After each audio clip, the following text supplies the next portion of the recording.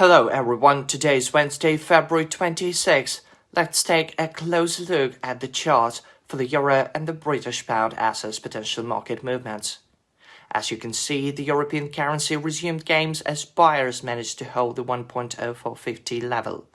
Likewise, the British pound gained value after the 1.2600 level held firm. Demand for risky assets persists despite challenges in other markets, including equities and cryptocurrencies. The currency market is showing resilience. Yesterday's German GDP growth data for the fourth quarter met expectations, which provided support for euro buyers to increase their long positions, while weak data on US consumer confidence went down on the dollar, reinforcing the bullish trend for both the euro and the pound.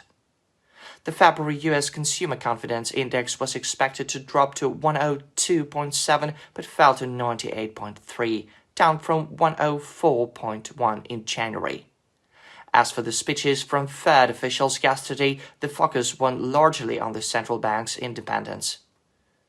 Mitchell Barr emphasized the critical importance of the Fed's autonomy from political interference, which is essential for fulfilling its policy mandates.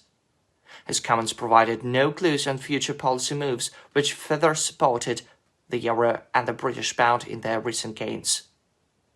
Today's macroeconomic calendar is relatively light.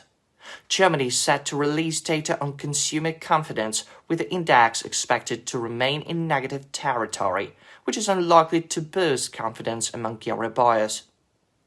Fed officials Thomas Barkin and Raphael Bostic are scheduled to speak today, potentially providing market insights. Traders will also keep an eye on US new home sales data. Notably, new home sales have been on the rise since October 2024, bolstered by lower interest rates and more favorable lending conditions. A strong reading could support the greenback, with the euro and the pound sterling likely to come under pressure and get stuck in a sideways range that formed earlier in the week. Turning to the technical analysis, let's start with the euro-dollar pair. Strong resistance at 1.0523 remains in play.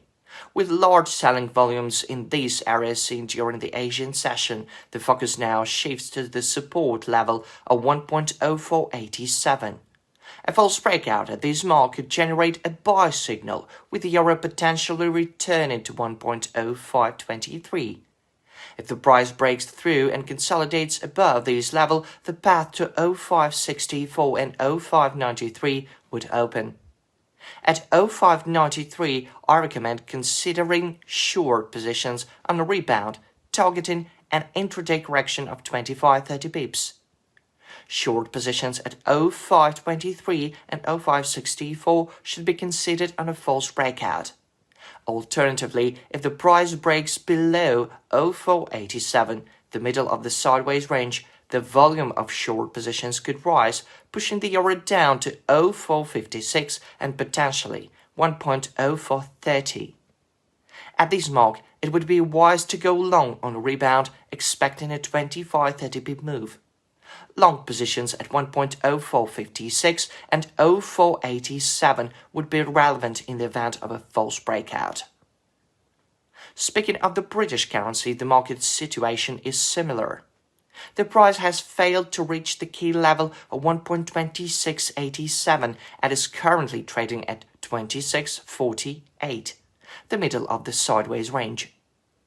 The focus is now on 26.07, the lower boundary of the range.